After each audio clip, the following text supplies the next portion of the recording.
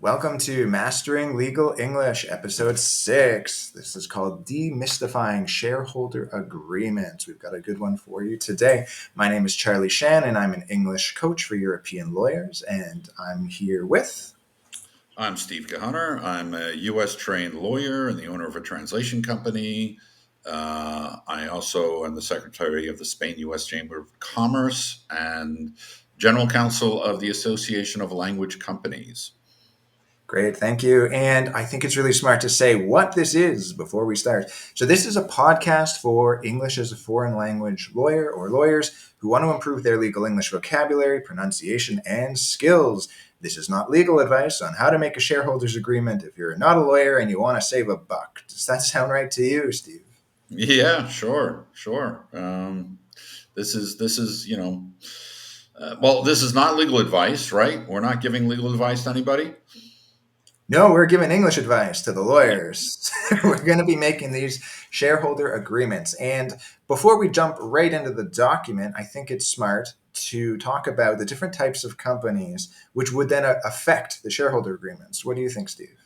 I think it's a good idea. I think you want to lay the groundwork and kind of discuss uh, what's involved in drafting a shareholder agreement. You have to know what the entities are that you're talking about. And so the Spaniards use certain terminology that I think a lawyer explaining to an English speaking client should be aware of. And so I think it's a good idea to discuss at least the major types of entities. There are countless numbers of corporate entities under Spanish law, but the main ones are the Sociedad Anónima, which we would call a corporation, that in the UK they may refer to as a public limited company, a PLC, if its shares are traded on a stock exchange.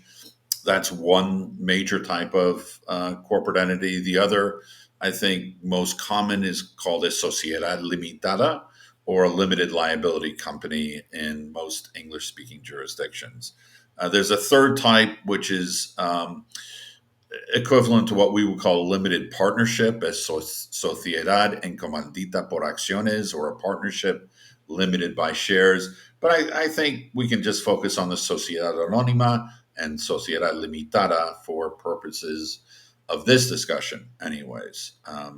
Great. And then I guess that begs the question, there's going to be a difference between that because there's probably a difference between shareholders, people who hold shares, and people who hold equity interests. Is that right? Absolutely. And again, depending on how sophisticated your client is, if you're talking to a lawyer, you want to be sure you're using the right terminology. And in this case, a sociedad limitada will have participaciones, or sometimes referred to as membership units or interests or equity interests. The members of a sociedad limitada, or socios, they're not shareholders. Shareholders are used when you hold shares, and you hold shares or acciones in a sociedad anónima. So the sociedad anónima issues acciones or shares, and the holders of those shares are called accionistas or shareholders. Um, I would just say to be careful to differentiate. Talk about shareholders when you're talking about a sociedad anónima, and talk about members when you're talking about sociedad limitada. Members and membership interest versus shareholders and shares. Great. It's And simple, but it's easy to get confused.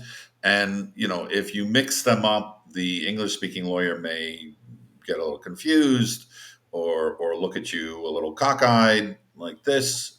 We can discuss the meaning of cockeyed at another time, but that's not a legal term.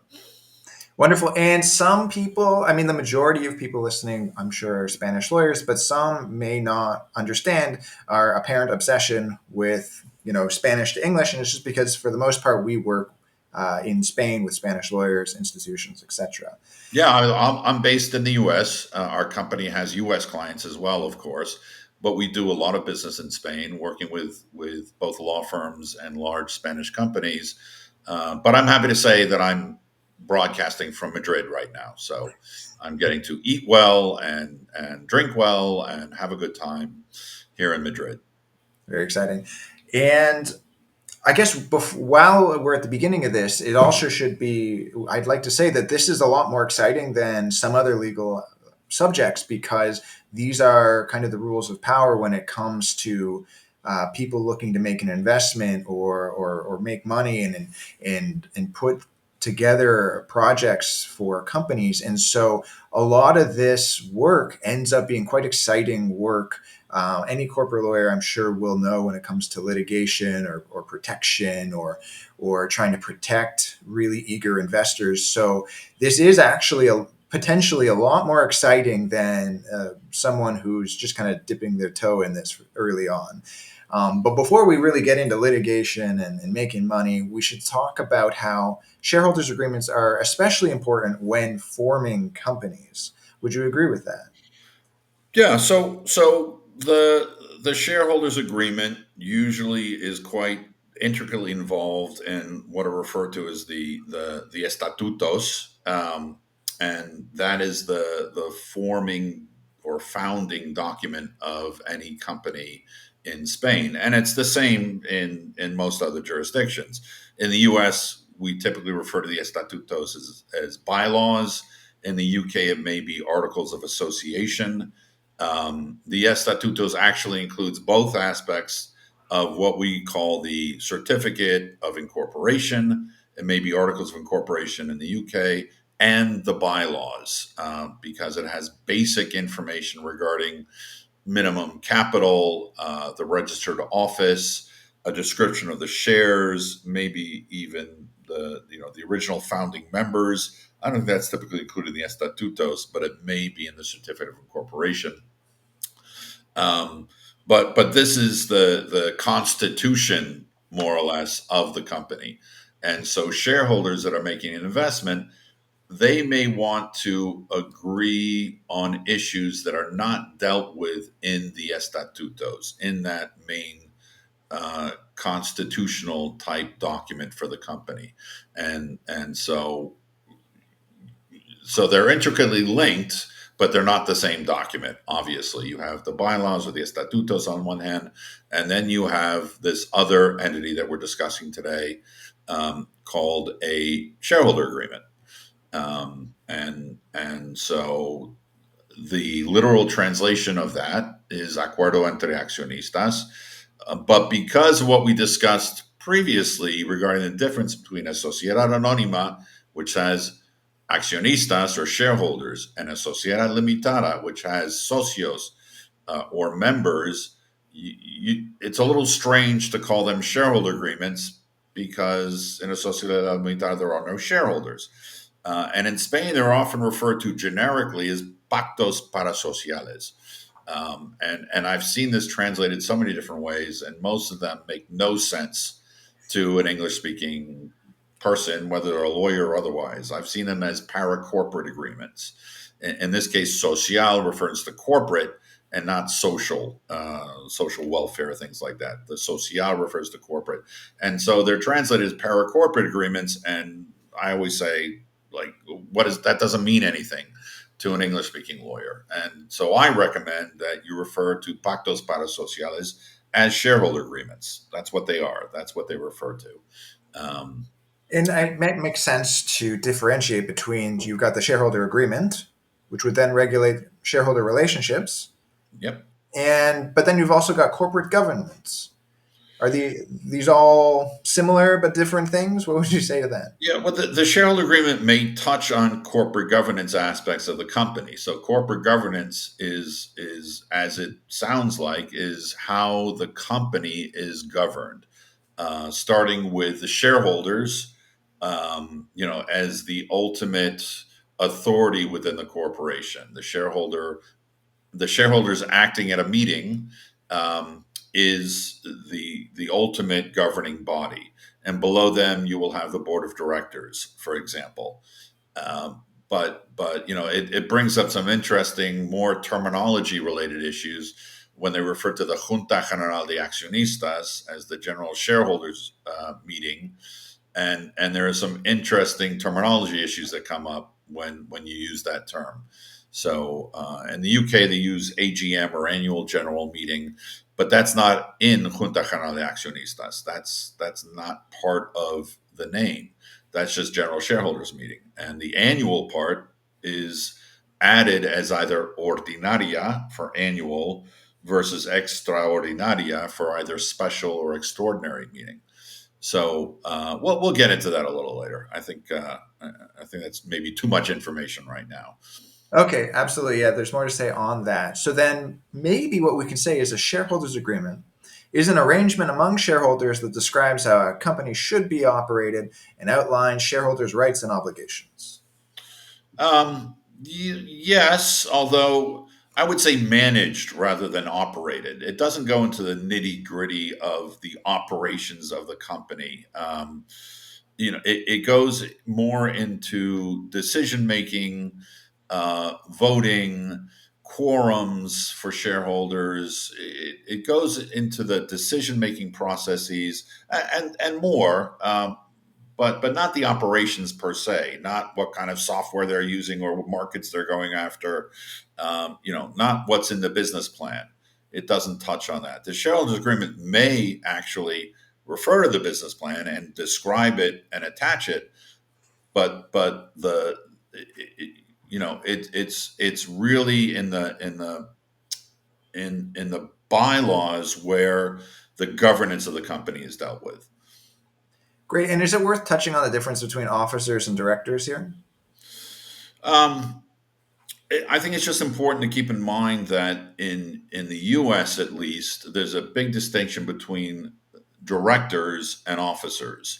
I think that's becoming more common in Spain, but historically, traditionally in Europe, the directors usually have a much more active role. And so, even the name consejero delegado, which is translated as CEO, that person is still a director. They're a director who's been delegated powers of the board.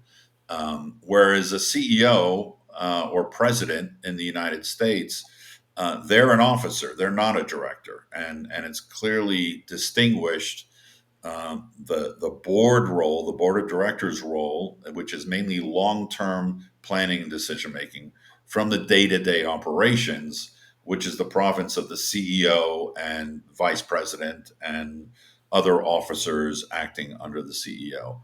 So I think that's really just important to understand that distinction between the legal and business cultures.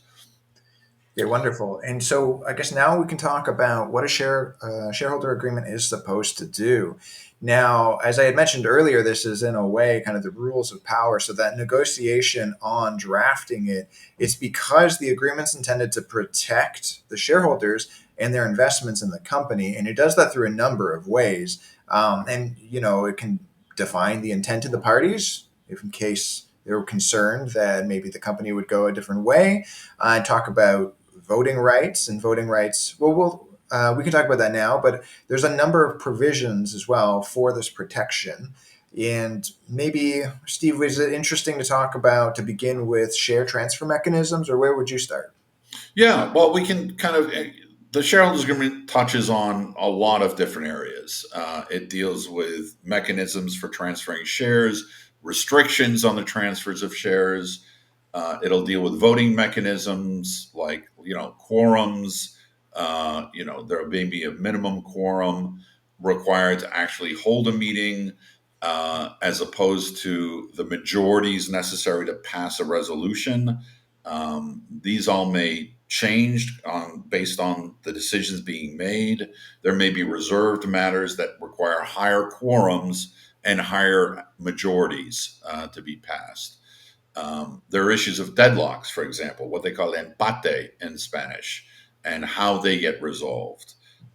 There may be financing requirements. So the shareholders agreement may contemplate what's going to happen if we need more money, if the company needs more money. And, can the company make a capital call requiring the existing shareholders to contribute more funds to the company?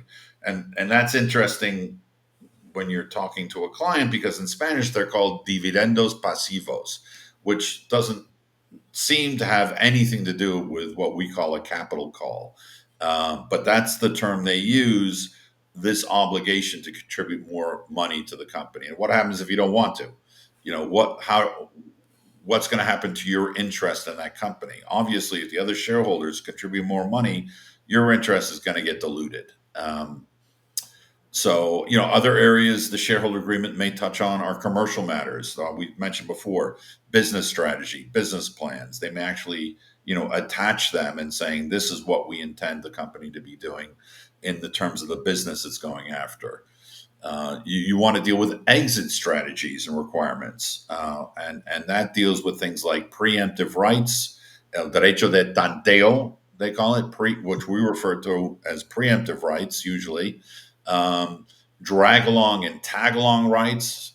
We can talk about that a little more. In Spanish, they often just use the English. They don't even know how to describe that in a succinct way, like the English. So you'll see derechos de tag along y drag along. Um, you'll see issues relating to non-competition covenants. You don't want the founders or key employees going out and competing with the company. So you may have the shareholders agreement to vote in certain ways and take certain actions to prevent that from happening.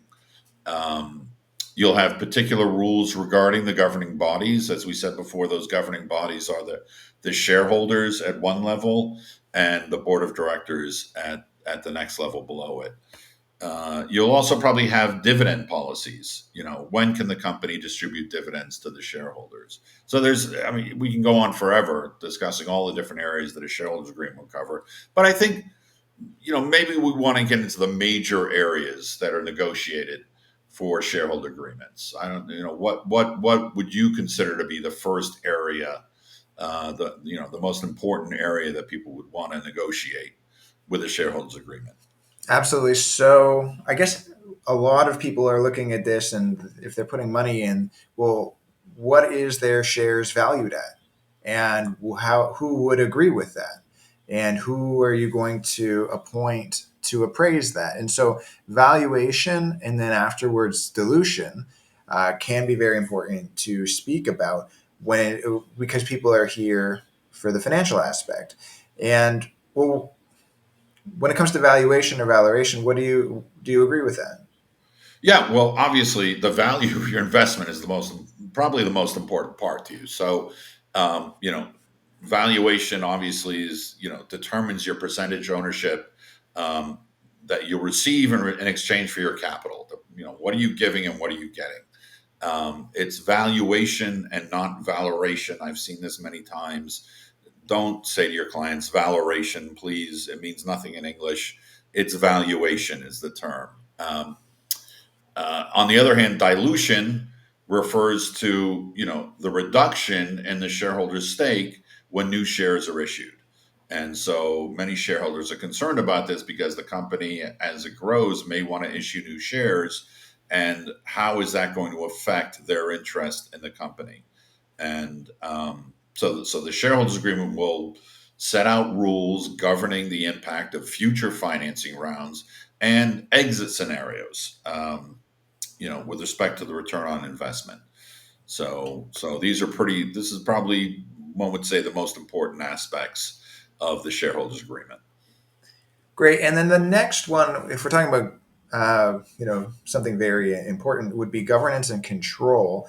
And I think maybe Steve Jobs and Apple could be. We could talk about this after we define it, because that control or those power plays. This is what are kind of the rules when you're making these agreements. So I mean, just who's on the board of directors, and then earlier, if someone has a 51% stake in the company as opposed to the 49. These are very different things when it comes to governance and control, and then which leads to voting rights. I don't want to say Well, I every. mean, governance and control covers the composition, the powers of the board of directors. It'll cover voting rights, as you said, quorum requirements, maybe even appointing and removing key executives, and the shareholders may want to agree on these points in their agreement. You need to balance effective oversight and decision making decision making with kind of the autonomy and flexibility of the management team. So there are fine lines there between too much power that the shareholders have over the day to day operations of the company. Um, so I guess, well, I guess we don't have time to go into, again, nitty gritty on these issues, but we should touch on the related topic of, reporting and information rights.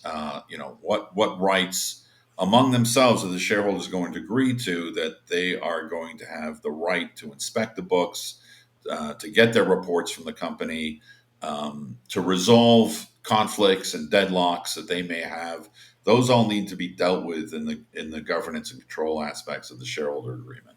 I would like to add really quickly. So I had mentioned there's a famous, maybe the most famous kind of American case is Steve Jobs going up to the board of directors of Apple, and then depending on whose account you believe, either getting fired or quitting when basically when there's he wanted to take Apple in a certain direction, and the board of directors and the CEO or the president at the time disagreed, and so he ended up getting fired or quit. And so that's how exciting or intense or how much power is involved here.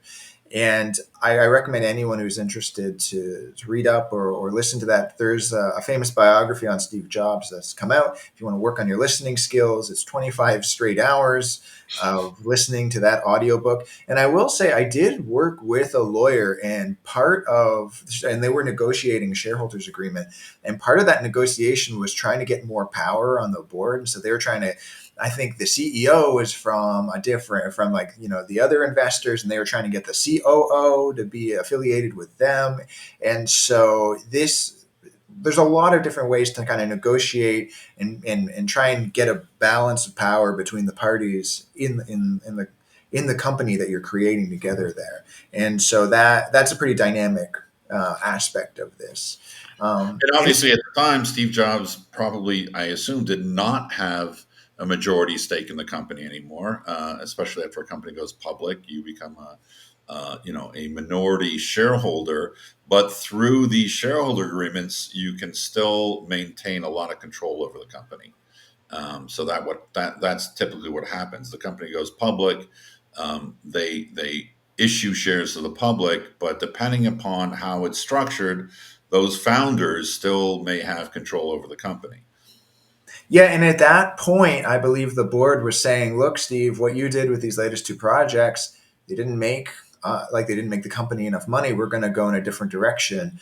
And he disagreed, either fired or got left. And the company, I mean, was looking out for the company's interest. So the board was looking out for the company's interest. In hindsight, it's very obvious to say, "Well, they were wrong," but at the time, who's to say they can't tell the future? And I guess with all that on the table, we can move on to rights and obligations. What do you think?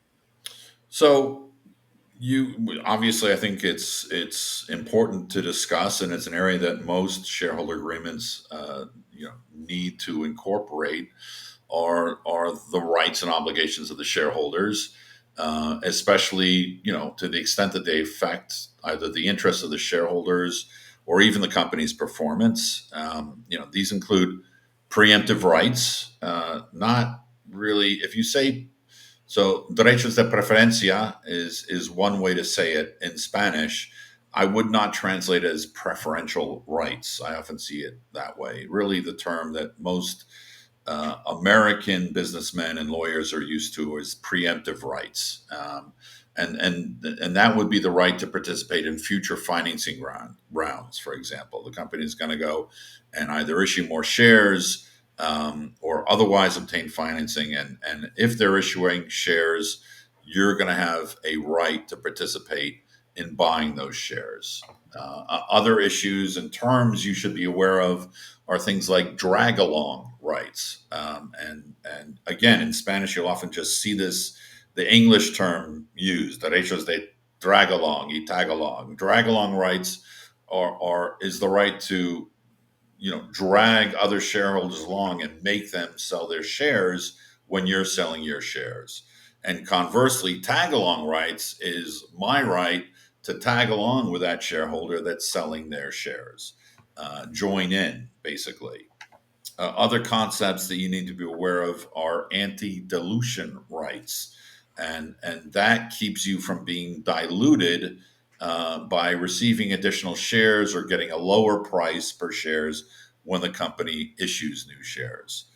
Uh, And it might be worth, from an English perspective, speaking about the fact that dilution is a word, maybe, I'm not sure who borrowed it, but it's somewhat of a chemistry term where you can dilute, let's say, a medicine or a liquid. But here, the reason it's so important is because, let's say you've got $1 million worth of shares. Well, if that's been diluted, you're losing, you're losing your finances. So these are why it's rights and you're protection. losing your voting power. Your percentage of interest in the company decreases, and then the shares that you own represent a smaller percentage, and that dilutes your voting power and your ability to affect decision making. So that's where it's important. In terms of IPOs, if you want to think about exit rights, what rights do you have to participate in an IPO, for example, or even a merger? What are your rights as a shareholder?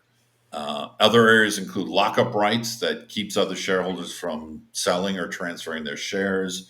Redemption rights, I think in Spanish that's referred to as rescate, and so derecho de rescate, and that lets you make the company buy back your shares, and that is available in certain instances.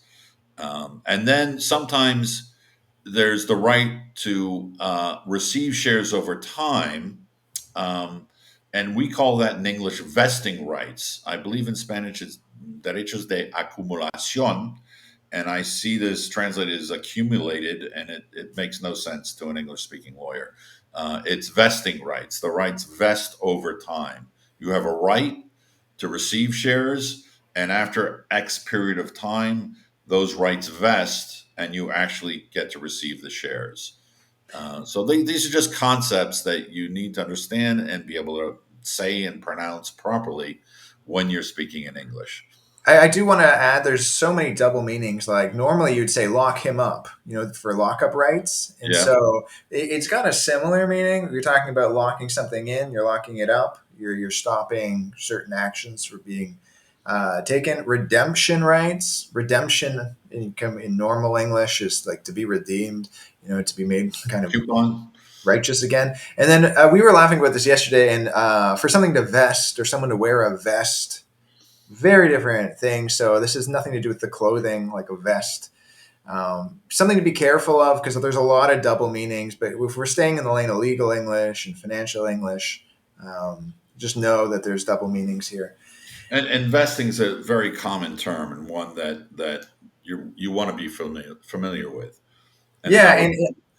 and then even investing, I've heard that translated poorly from Spanish to English. It's not to invert. I've heard a lawyer say we're gonna invert for you. Invertir, yeah, because the Yeah. Spanish is invertir, and people tend to translate literally in their heads. Great. And so part of these protection or protective powers involve restrictions and limitations.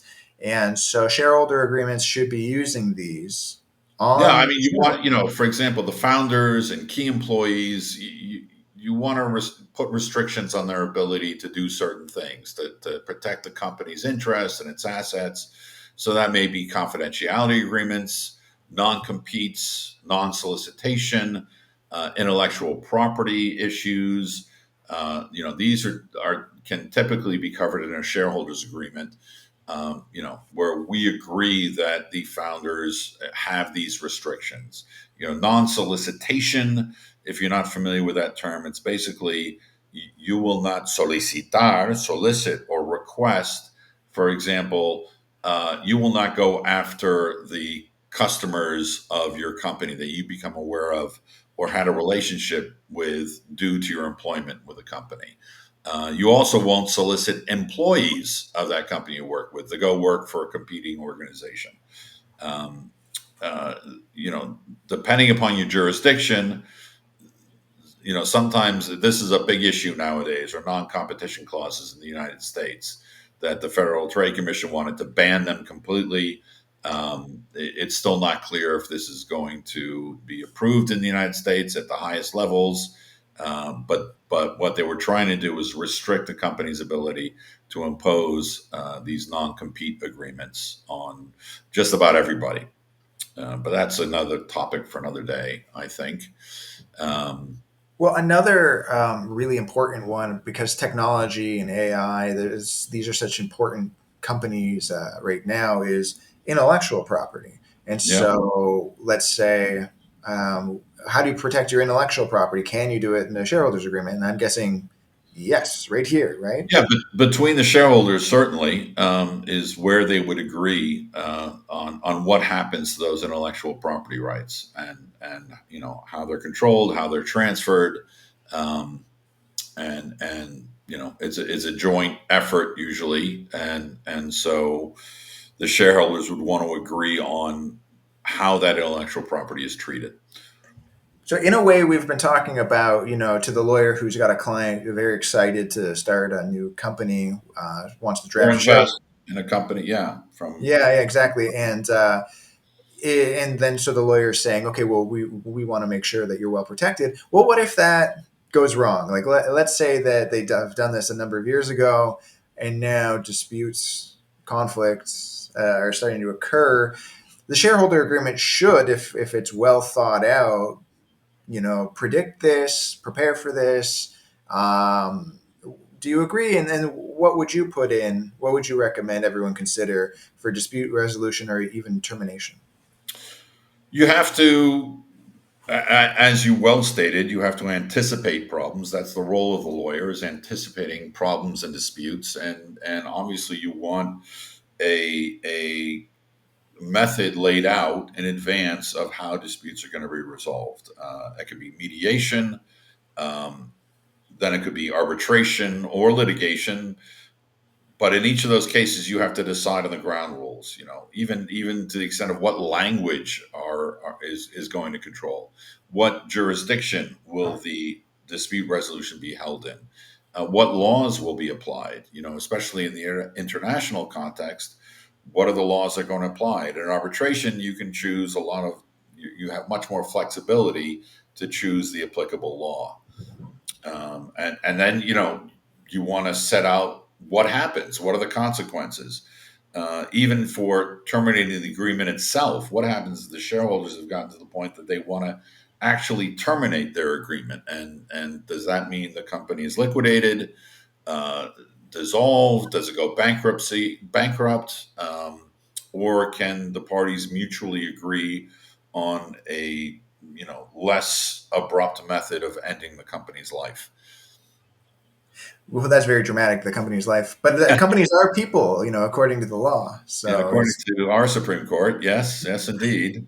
I I was coaching a lawyer recently to go do I believe it was a mediation or it was an arbitration in Madrid in English, and so we were preparing him to speak before the tribunal or before I guess it was either the mediator or the arbitrator, but it was stipulated in the shareholder agreement that grounds for let's say grounds for this is have been met, and dispute resolution will be done by ADR in Madrid in English. And so that's where you can spell this out. And let's say things have gone sour.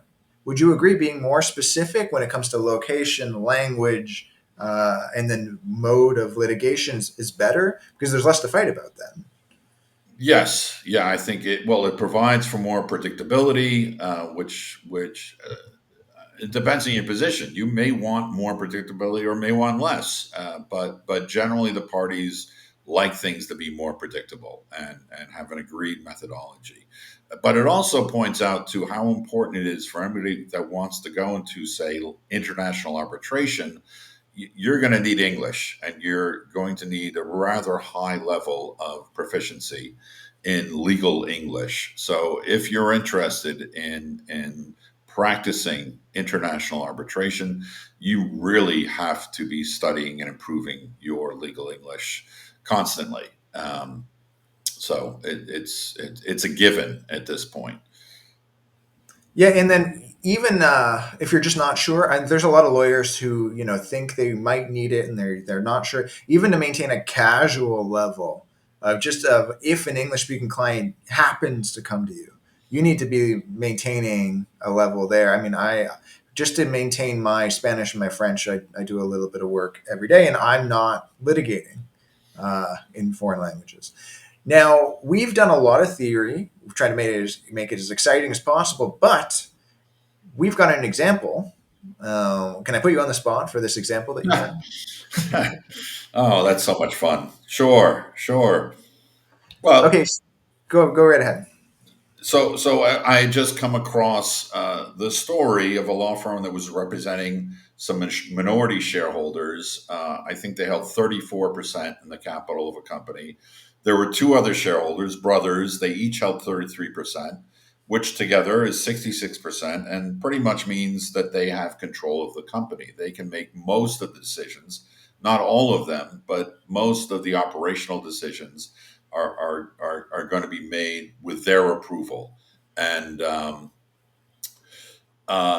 just before a major shareholders meeting, one of the brothers decided to sell their shares to a third party. It was a friendly third party that would vote with the other brother, so they were still pretty confident that their will would prevail in case of a dispute, which there was with the minority shareholders.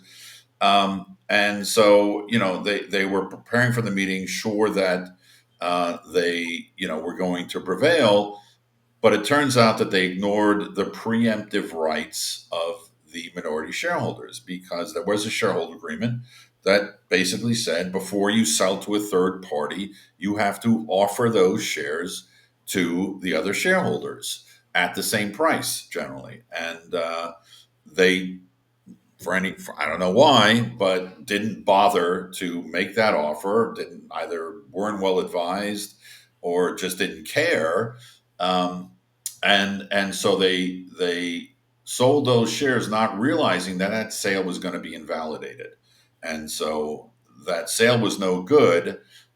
They show up at the meeting thinking that they're going to prevail, and now it turns out that they're not even shareholders because the sale was invalid. The sole brother now is just a 33% shareholder, and these minority shareholders are actually have a majority over that single brother.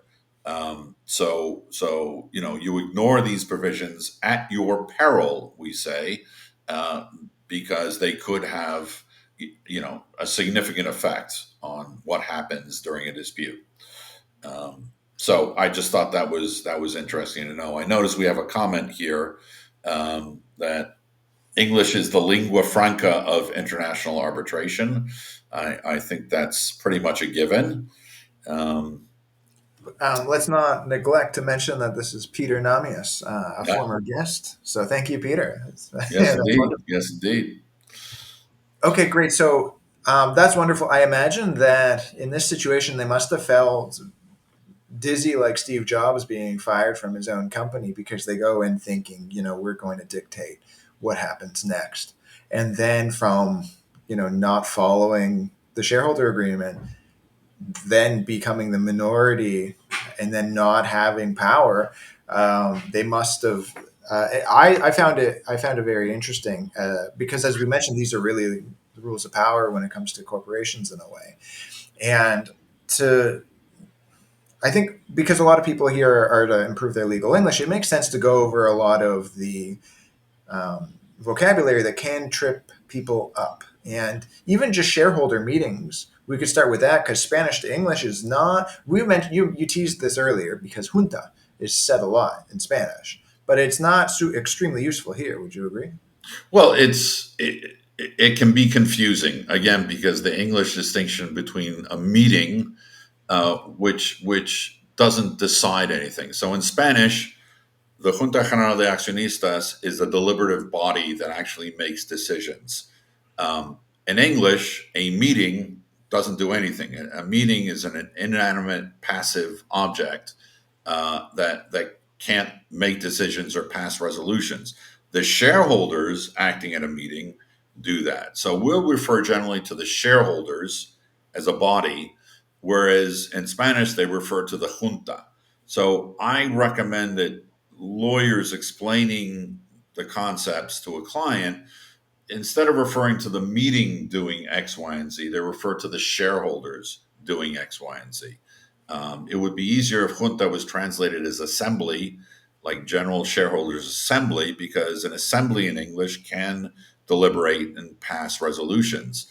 But assembly is not the best word in this context. It's usually used for like meetings of the United Nations, the UN assembly, and not for private companies. So Or worse, primary school they have when they assemblies. call an assembly, yes, yes, you're called to assembly, yes. But it's just, keep in mind that referring to a meeting as, the ultimate body, decision making body is very confusing to English speaking ears. It's the shareholders that are acting. And the other point about meetings, um, the general shareholders meeting, which is Junta General de Accionistas, can be uh, ordinaria or extraordinaria. So, ordinaria means annual. It can be called ordinary general shareholders meeting, but usually it's annual general shareholders meeting. Um, and instead of extraordinary in English, we would say a special meeting. But you can use both. The difference to keep in mind is that in the UK and generally Euro English, they refer to an AGM or annual general meeting. And so you often see Junta General de Accionistas translated as annual general meeting, even though there's no word equivalent to annual in Junta General de Accionistas. You would need ordinaria to be added to that. This is more important to the translators, but just terminology issues that I think you should keep in mind. Yeah, Um, about the next term we're going to speak about, buy sell provisions to me do not implicitly make me conjure up the idea of death or the death of a shareholder or anything like that. But how? Because in a way, they don't. When I'm buying something or selling something, that doesn't really come into play. But it seems like it would much more when it comes to a shareholders agreement. Well, I Um, think this is for smaller companies. This is more important, where there's a big fear that what happens if one of the shareholders dies. In a smaller company, that can have a huge impact. And do the shares go to the heirs of the decedent, or not? And if the shares are going kind of outside of the original initial group, that could cause a lot of issues. And all of a sudden, these people that know nothing about the company or how it works are having a say in operations of the company. So the shareholders agreement will often have provisions dealing with what happens in the case of the passage of one of the shareholders, and prevent them from going to the heirs by requiring those shares to be sold to the other shareholders. On Um, that thought, I'd love to add that I was talking to Richard, who was on the episode earlier, and he mentioned that another threat that's very similar to this is the divorce of a shareholder, and then the spouse having an interest potentially in the company, and so then you have someone who's very interested in let's say the financial or the power dynamics of the company, and does the shareholder agreement have anything to protect just someone who's not affiliated or may not know anything about it from having an enormous amount of potentially political power? Would you agree? I mean, I'm just bringing this up. Absolutely, and I mean, and I think even more of an issue is with a corporate shareholder. So a company owns the shares. What happens if the shareholding of that company changes? If they're bought by a competitor, let's say. So all of a sudden you have this corporate shareholder that, gets to know the nitty gritty and ins and outs of your company. That corporate shareholder is then bought by another company that's a competitor of yours. Theoretically, they could get access to information you don't want them to have. So there are sometimes, in the case of corporate shareholders, there are provisions on change of control, that if that company undergoes a change of control, there are consequences, which may be they need to sell their shares, uh, back to the company. Great. And then now we've got a few in a row of some Yeah, a relatively lot of, literal. yeah, American style. I don't know what you call it, but images that come from our somewhat violent history. I think So the first Wild West provision is. the shotgun provision, sometimes the Texas shotgun provision. The image of a shotgun in one's hand, and I do like those because I go clay shooting from time to time. That's the only thing I shoot are clay pigeons. But that's when one member basically. So if there's a dispute and if it can't be resolved. Um, it's a way for the shareholders themselves or the members to try and resolve the dispute by buying the other one out, and they choose a value of the shares at which they would be willing to buy, and the other party can accept it, or they can say no, no, no, at that price I'm going to buy you out. You want to make sure that it's high enough that it's worthwhile for you to sell at that price as well as to buy it from the other party. That tends to put an incentive to put a fair price on the shares. Um, and so whether or not you want to pull the trigger on those provisions, it's another firearms related innuendo. Pulling the trigger just means making the decision, going ahead. Um, Well, then you the this point. next. Yeah, absolutely. And then the next metaphor, actually, I don't know, maybe I don't know how popular this is in other languages, but Russian roulette. I mean, I know what it is. You're kind of gambling if if there's a gun is loaded in a certain chamber. But this is also a provision, isn't it? Or Yeah, is this, I know less about the Russian roulette provision, so I'm not even going to get into that. okay? But We you just should know mentioned it's there. Yeah. as for anyone who is exceptionally excited about this, there is more to learn there.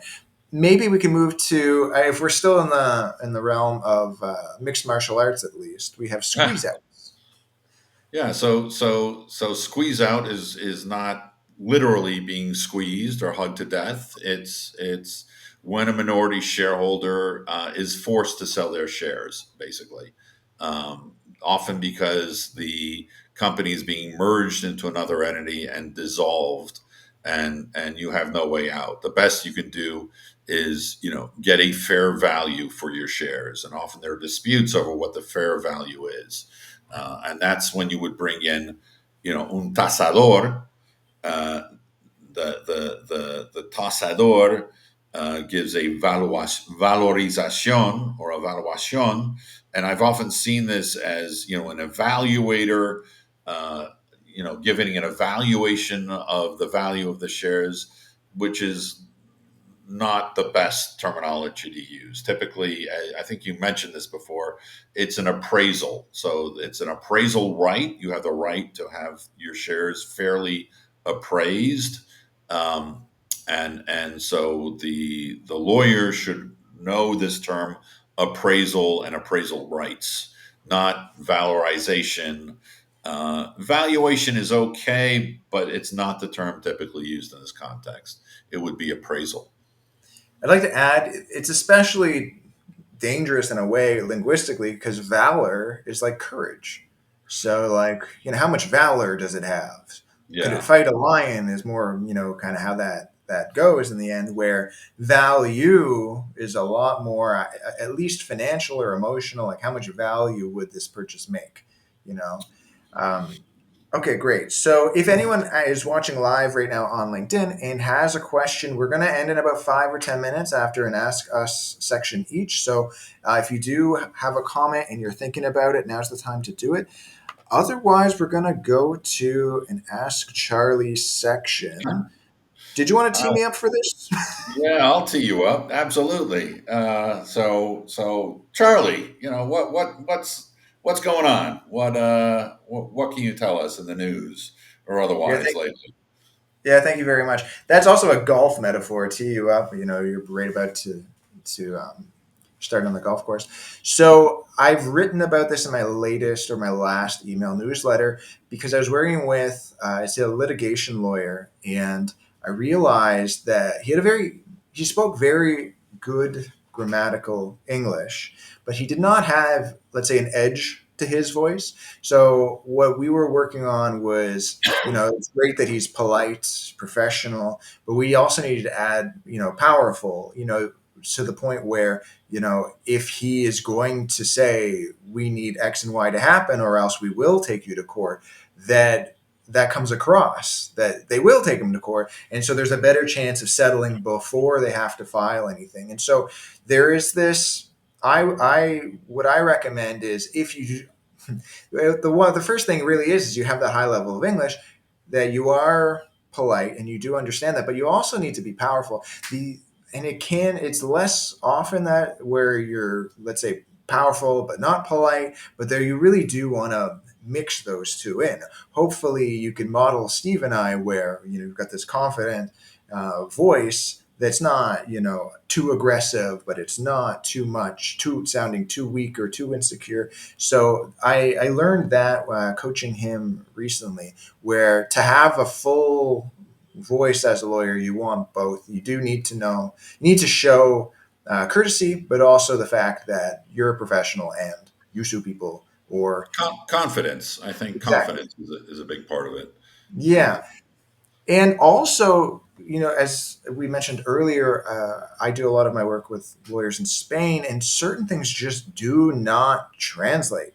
So, one of the, I would say the biggest supermarket in the country is Mercadona. One of their products, carbonated drinks, is called Fresh Gas, and Fresh it's gas. Nice. yeah, and it does really well. People are really, because gas is like carbonated water to Spanish people. But so you're using this English term, you're using these English words that make sense in the Spanish market. But so obviously I found it hysterical. One of my first LinkedIn posts that really like LinkedIn promoted and went relatively viral was how fresh gas is like, it's like vulgar to even express what it really means if you're going to really say it out loud. But I can say that I was in Mercadona once and there were two British guys, and I overheard them say, like, one asked the other, would you like some fresh gas? The other guy said with his accent, went, absolutely not. It's fresh gas is repulsive, and it comes from the body, from the English perspective. Because on the one hand, it could be gasoline, but it's also another thing that comes from the body that is too vulgar for a Mastering Legal English episode Well, series. I think flatulence is acceptable. Sure. But yes, yes. Flatulence is also such a formal word that it's pretty funny. Um, I would also say people, especially lawyers, have limited time to study.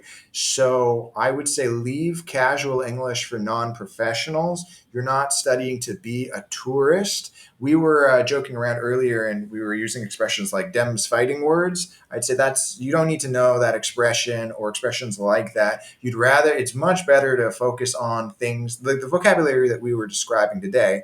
So it's much better to know be able to say, well, what is the ROI on this? And in the shareholders agreement, where can you show me the clause that stipulates that? And so you have a limited amount of time to practice. And if you're listening to this, I really do think you're using your time well. And so keep your eye on the prize. If you're a lawyer, you want to stay at least business or professional English. And for those that don't know, ROI means return on investment. So you'll hear ROI thrown out a lot among the English speakers. Yeah, even and so when it's actually in the financial market, and then even outside of the financial market. So when I said your ROI on studying, English, your return on investment for that time even makes sense. So that is what I have for Ask Charlie this week. Now, I had asked Steve to prepare something for his Ask Steve section, and he came. Something happened recently in your life Well, that I had prepared one thing, but something else came up, and I have to discuss this one. So I'd seen news about November 29th and the sales that typically occur. And this is a big United States phenomenon where a lot of the online retailers, and then even the brick and mortar retailers, that means brick and mortar means the actual stores, not the virtual stores, they have these big sales and they're very much hyped in the US. And they have a phrase for it, which I'm not going to say yet, but they call it a certain type of event. And so I came across a legal article discussing how this practice has been imported to Spain. A lot of vendors in Spain are now also promoting this big sale. But what they are sometimes doing, and I'm pretty sure this happens in the States as well, is that they inflate the prices prior to the sale and then put a big discount on them on the day of the sale and pretend that this is a great deal. And that's actually against the law in Spain. You can be fined up to €1 million, and there are a lot of rules and regulations on these sales, efforts in Spain, and I think it seems to be much more regulated than in the United States, and so we were talking to somebody we know, and she said in Spanish, "Pues no me fío de esos descuentos de Black Friday." And we said, I understood everything up to that last word. No me fío de los descuentos que hacen con ese Black Friday. And we went back and forth trying to figure out what she was talking about. And Black Friday, it turns out, is, at least among some people, seems to be their expression for what we call Black Friday. So we have Black Friday sales. They call it that. That's November 29th. And it has transformed itself somehow into Los Black Friday. And so I thought that was just a very interesting way to see English morph in other contexts. The meaning's the same, but I would have no idea what Black Friday was until somebody explained to me they're really referring to Black Friday. Yeah, I really enjoyed it when because I had seen you wrote Blafry, and I don't know what that is, and now I immediately know now. And sometimes it's really interesting because, living in Spain, there's so much marketing in English. I almost expect to walk in, having grown up in Canada, and then just speak to people in English. And then often there's no English spoken, like Yeah. zero. And so it's really interesting how a certain amount of immersion doesn't even help at all. I have friends that listen to music all in English, and they have no idea what's going on in the song. And so any immersion you do is good, but to really get kind of like, does she understand Black and Friday? Is would be like, She yeah, had no bro. idea. She had no idea. 'Cause, It was you know, I, just something they referred to as the sale day. And so right, that's what me and her uh, friends referred as Black Friday. Los descuentos wonderful. de Black Friday. Wonderful. Okay, so that actually concludes what we have for this episode. Thank you very much for watching. This has been one of the most kind of in demand episodes we've done yet. It was a bit of a guess from our perspective. We thought, because in my practice, a lot of lawyers have asked for help preparing to negotiate or fight over shareholder agreements. And I've got a family law shareholder agreement issue where I'm advising a lawyer to kind of have a divorcing wife relax because she's concerned about her interest in the company, and she's only minority shareholder. And so it's delighted to see so many people reserve to watch. And well, here we are. Thank you to our sponsors. Obviously, for me, it's my coaching company, Charlie Shan Coaching. If you're a European lawyer and you're working in law and you're using English and you'd really like to have that powerful voice and have that professional English, you can send me a direct message on LinkedIn. That's usually how I talk to people, and that's how you could find out what it'd be like to work with me. But my company's not the only sponsor here. Steve. We're also sponsored by Juriscribe, providing legal translations to the corporate, financial, and legal world, both in the United States and Europe. And we'd be happy to help you with any of your translation related needs.